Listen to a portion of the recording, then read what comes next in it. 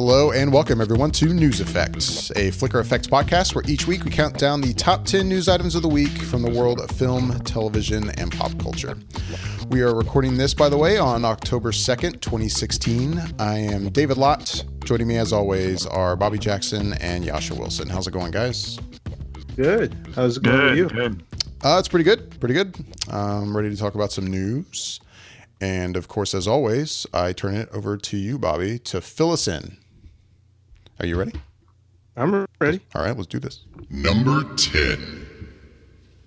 Coming in at number 10 this week, we got news that yet another movie that was popular back in the day is being turned into a TV series.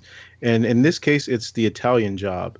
Once it was directed by F. Gary Gray, and it had Mark Wahlberg in it and Charlize Theron and a lot of other people. But this one is being set to take place on NBC. And I don't know. To me, it was one of those things where I heard this and I was like, okay, great. Another sort of remake. And I wasn't on board. But then as I kind of thought about it a little bit more, I was like, well, it is kind of a heist sort of theme to it. And it takes place in with cars driving around, and they're able to do car chase scenes fine enough on TV. So maybe, I don't know. I'm still on the fence as to whether I would watch it or not, but I kind of am at least a slightly more interested as I kind of let it sink in. But I don't know. I think it's supposed to be in development for coming out next season. I think it's the kind of thing where if you had told me like AMC was making a television show, The Italian Job, I'd be like, okay, cool. But then NBC, it's like, okay. It'll be procedural, like it'll be typical, I think, coming on NBC as opposed to like AMC. Right. I have no desire to watch this show. I can respect that. Well put. Number 9. So we had previously talked about the fact that Antoine Fuqua is doing a movie of Scarface, another remake, which was done from another remake. So this one is going to have dividing people because everyone loves the Al Pacino version of Scarface, or at least people have seen it. It's a classic in that sense. So it seems as though Antoine Fuqua, just coming off of The Magnificent Seven as a remake, is trying his hand at this. And we just got word that it looks like we have the Wolf of Wall Street writer is going to be writing this new reimagining of Scarface for Antoine Fuqua. So on the surface, again, it's one of those things where I almost dismissed it out of hand when I first heard about it. But then Antoine Fuqua got attached to it. And then I was like, okay, that might be something worth watching. And then to hear that the writer who wrote Wolf of Wall Street is going to be writing this, then I was like, okay, well, that's interesting. And the writer's name is Terrence Winter. And I was like, okay, well, now you really have my interest, because that might be something special as opposed to something that could just be really generic. And I'm curious now to see how this will be reimagined. And I'm sure it'll be updated. And I know that the basic setup is that it would be set in Los Angeles, and it would feature a Mexican immigrant in that role. So, yeah, I'm definitely feeling this one a little bit more than I was before. Cool. I have no desire to watch this show. Well, it's a movie. It's a movie. But okay. But still well put. Number 8. Sony is jumping into the movie business with the comic books franchise, and it looks like they're going the Valiant way. And anyone that is unfamiliar with Valiant, it's another comic book company online with like DC and Marvel, and whereas they have these whole other set of comic book characters that have a lot of interesting dynamics. Some of them are the main ones are Bloodshot, Harbinger, Exo Manowar, and I think the Eternal Warrior. And a lot of these are being turned into films. And so they're going to start their sort of cinematic universe of this Valiant universe. And the first movies they have coming out are Harbinger and Bloodshot. And Bloodshot, if you think about him, he's kind of this Punisher type character, and Harbinger are kind of like kind of like mutants in a way, or X-Men. And the whole thing is they're trying to set up this universe into ultimately culminating into something called the Harbinger Wars, which was like a series that concerned all of the Valiant universe characters in this big sort of battle, and that's kind of their whole goal. So they I think they're going to start in production sometime next year, and they're hoping to have Bloodshot and Harbinger in theaters starting in 2017. I have no desire to watch it. Oh, come on. No, I'm just kidding. I'm kidding. I couldn't help myself. No, okay. Number 7. Now, I will definitely understand if Jascha says his line at this point, because we're talking about another movie that's getting turned into a TV series, and this one is a more recent movie series, which is The Purge, and they're going to turn this into a TV series. There's no word on what channel or network it would come out on, but it says the reasons to have the Purge TV show, instead of having like 10 hours instead of 90 minutes to show this annual purge, is basically the reason.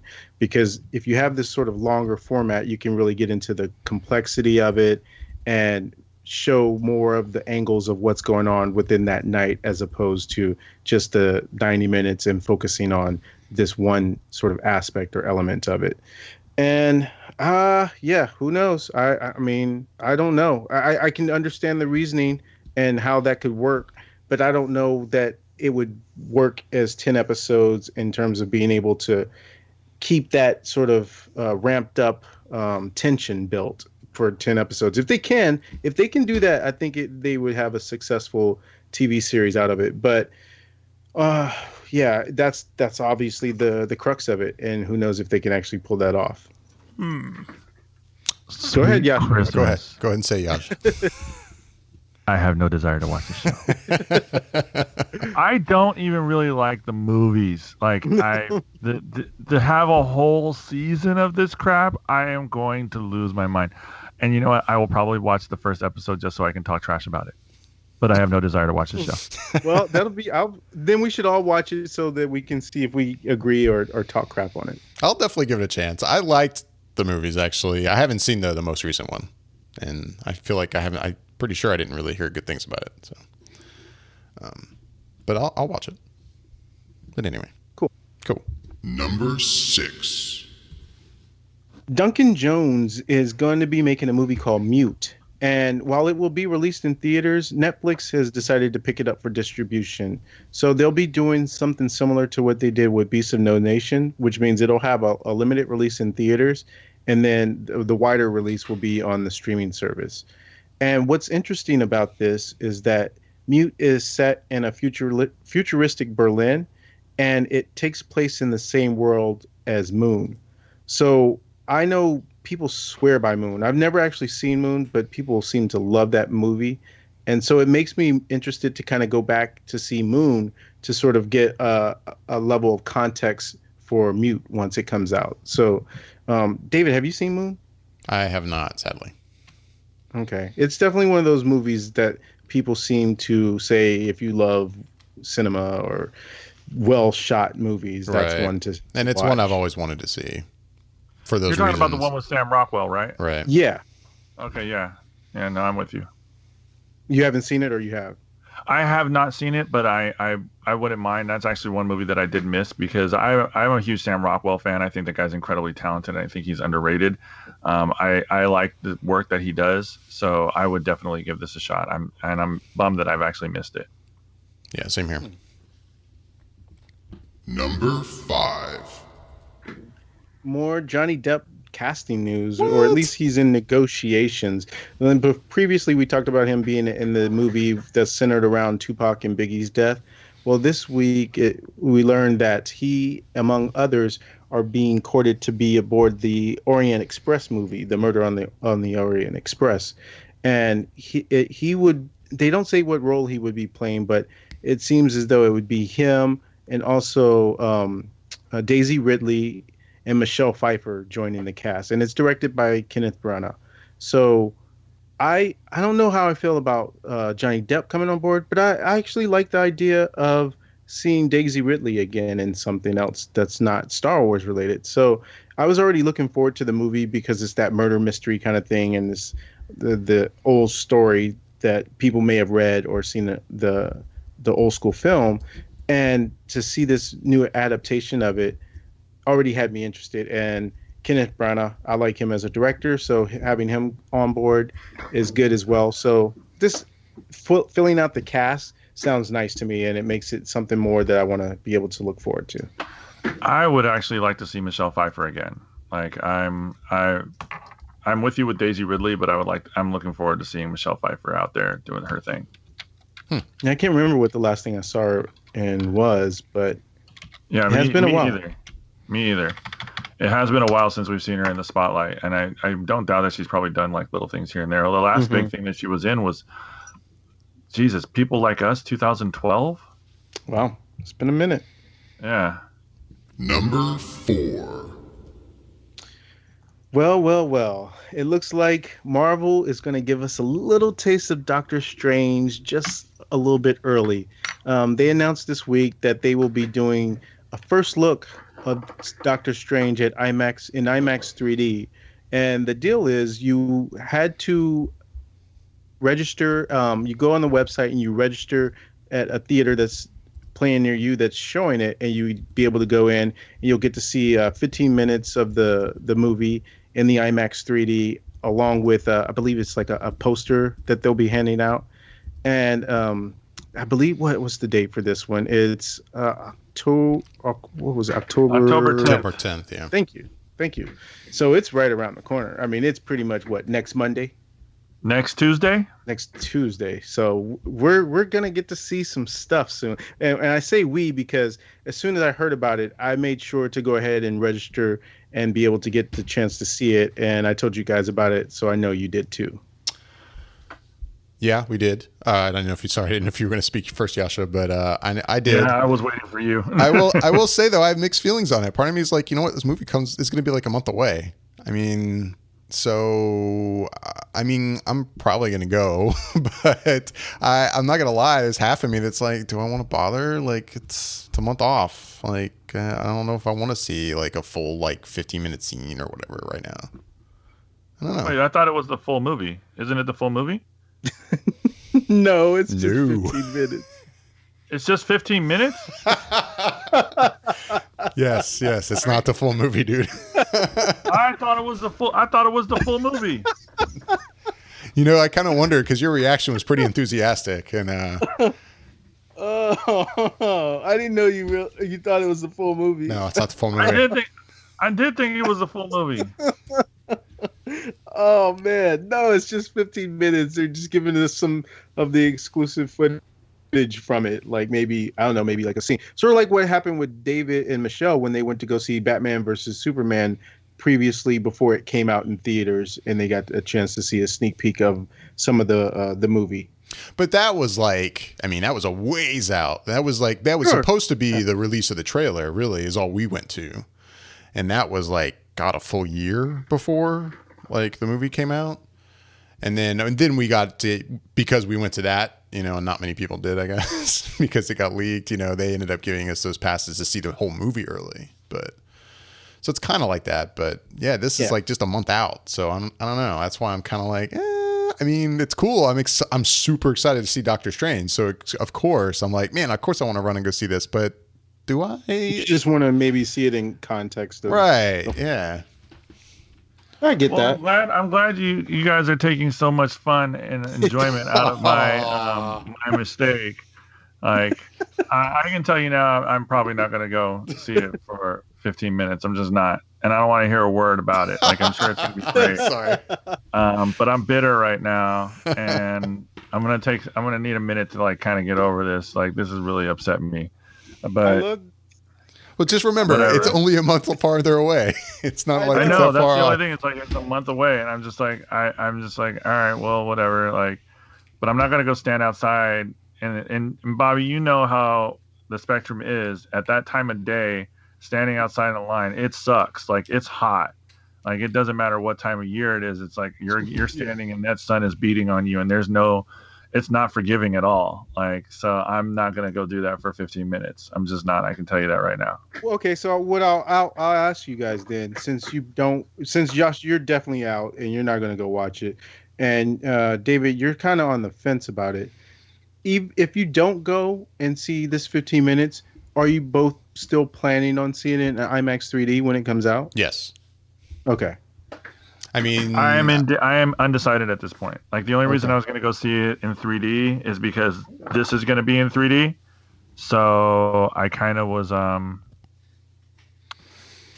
just do it just to do. But I mean, I know that it'll probably be epic in 3D. That's the only reason why I would probably go see it in 3D. It's just like, this is a movie that is probably really built for that 3D type atmosphere. Yeah, I mean, And it it seems really like the is. way that they are pushing this isn't just the typical 3D marketing. It does seem like I get the feeling the director is genuinely like, look, you should see this in 3D. Trust me, kind of thing. You know, I believe him.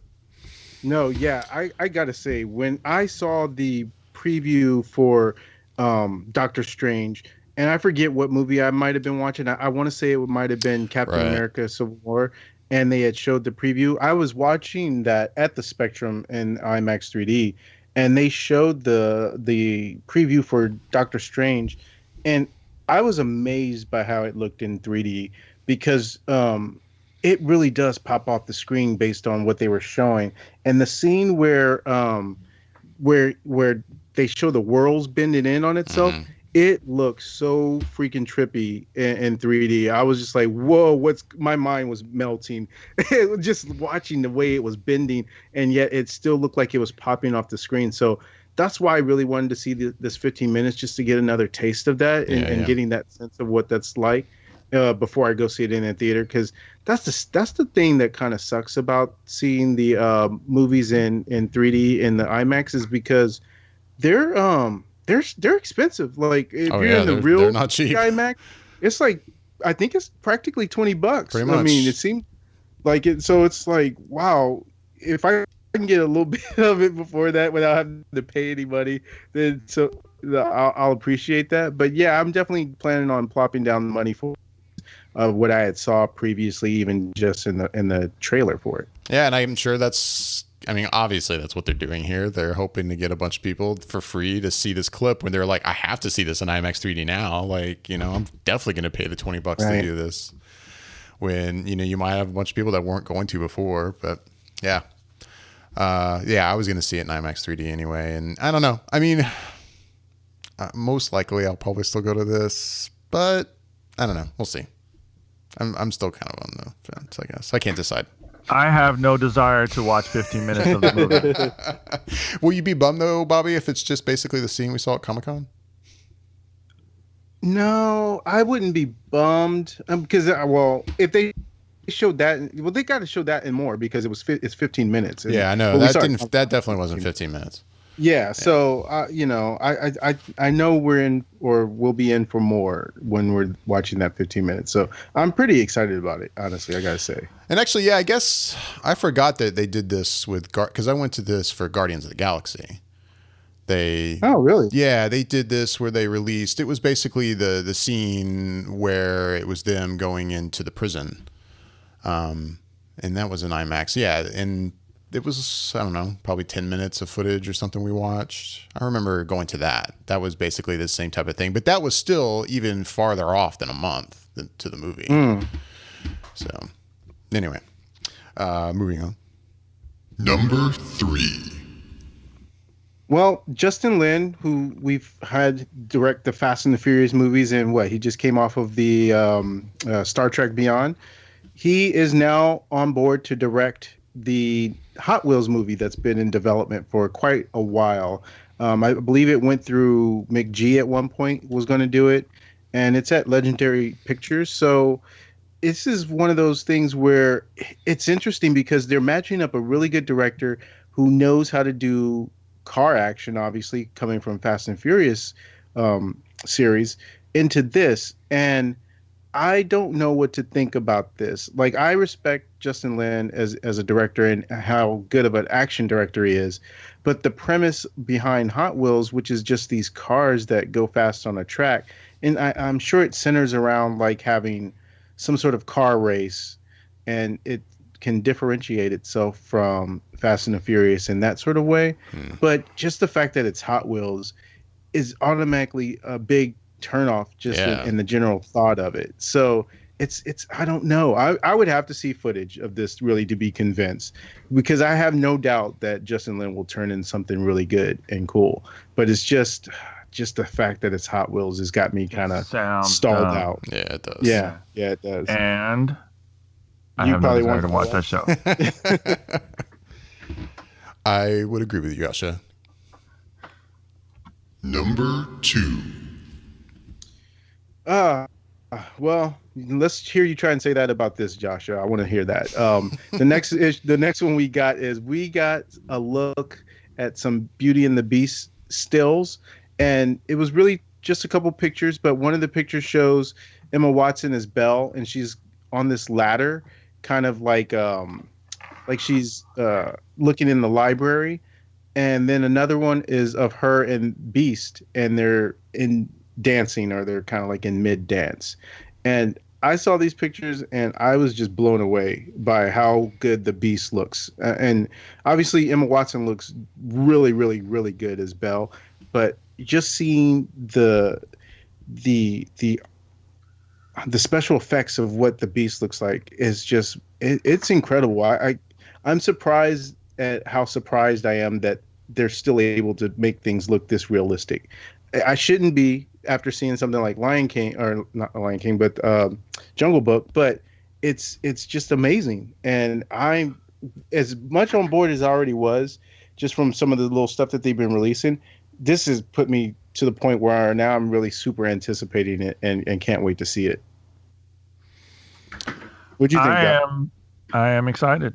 I can't wait to watch this show. So yeah, I'm definitely looking forward to it. I'm a huge fan of the original, the animated version.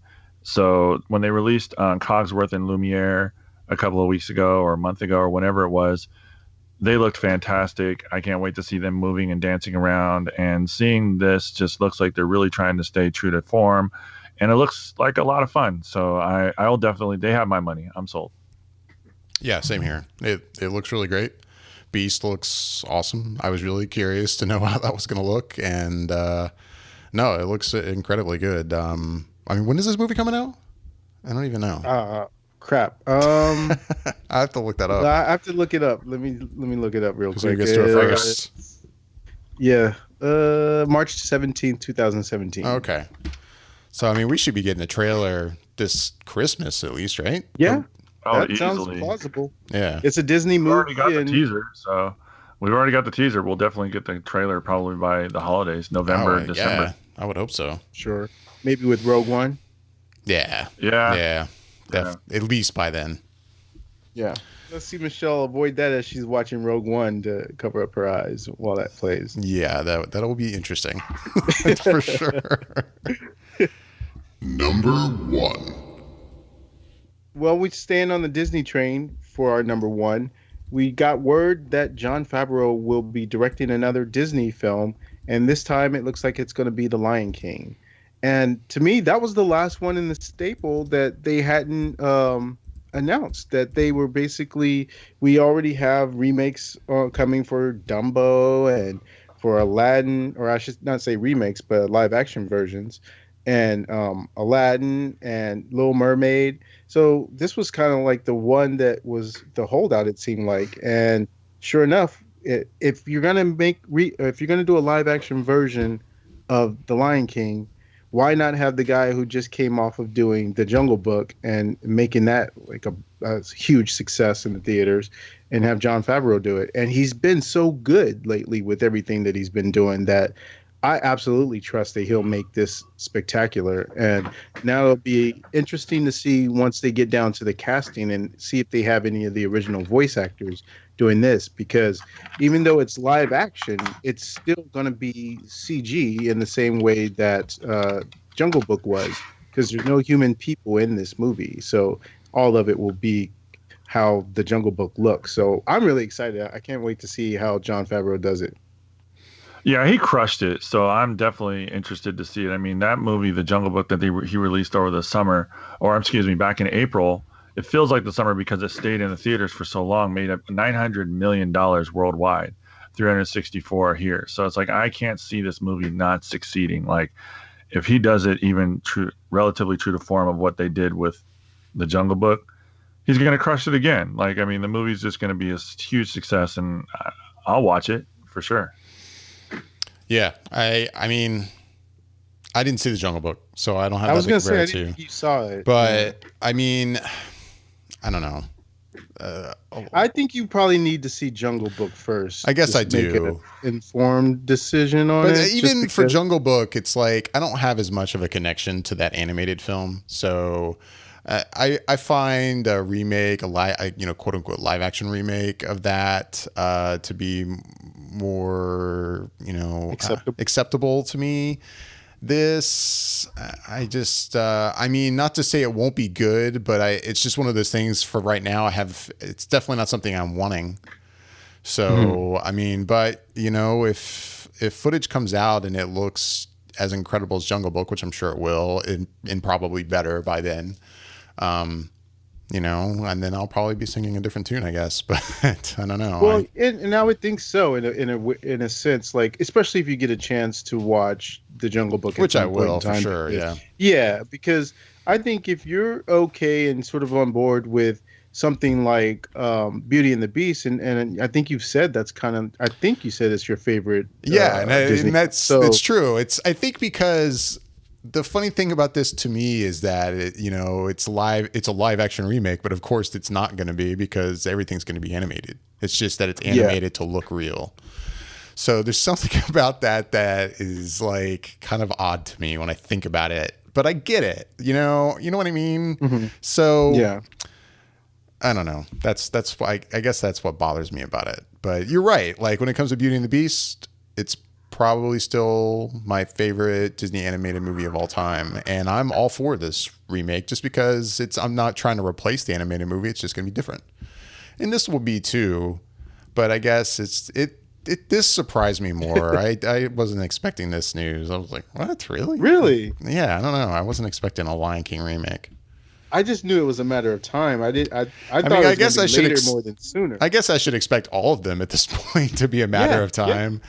I mean, they're even talking about a James and the Giant Peach remake. So, I mean, who the fuck would have expected that? So, I don't know. Absolutely. If they're having success at it, there's no reason for them not to try it with other ones. So, it's Disney. They're not going to not try and make some money if they can. Yeah. But the only thing I have to say too with Jon Favreau, he's super talented. I didn't see Jungle Book, but part of me almost looks at this like he's almost making a sequel to his other film in the sense like, he was great when he directed Iron Man 1, but then when he had to work on kind of the same property, Iron Man 2, not so great. Like, well, I will defend him a little bit in that it was Marvel kind of pushing for them to help set up the cinematic universe and putting more things into there than I think he initially wanted there to be in the story. So I kind of get that, but I do understand what you're saying. But I don't know. He does still have a legitimate sequel coming in Jungle Book 2. So I guess this will be maybe a primer for that in a sense. Well, let's see how he does. I mean, how many other sequels has he done besides Iron Man 2? So, I mean, maybe with the same property, he could kill it. Yeah. Maybe. Yeah, maybe. I don't think he's done any other sequels. Yeah. Yeah, well, with that, we're going to go ahead and get out of here. As always, we'd love to hear back from everyone listening. You can email us at feedback@flickereffect.com. You can also find us on Facebook, Google+, Twitter, YouTube. You can find links to those accounts. Just look on our website over on the right-hand side. Also, make sure to check out our next regular episode number 188. It'll be released the day after this, so make sure to look out for that. And with that, I'm David Lott. I'm Bobby Jackson. And I'm Jascha Wilson. Thanks for listening, everybody.